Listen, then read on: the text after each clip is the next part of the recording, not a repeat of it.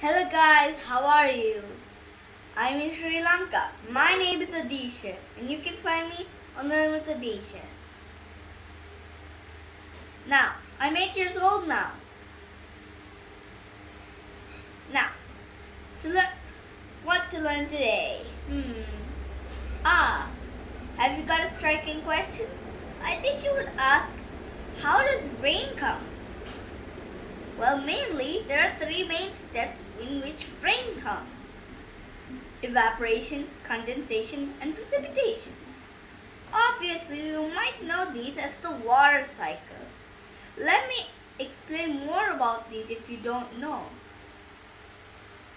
Now, evaporation is the turning of water from water to something called water vapor.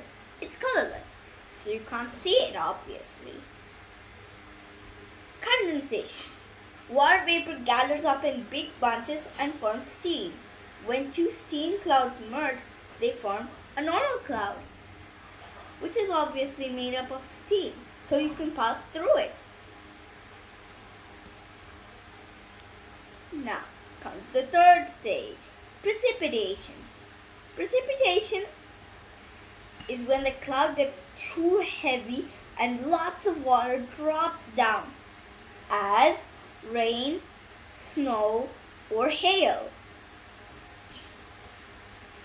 Because of that, then rain comes.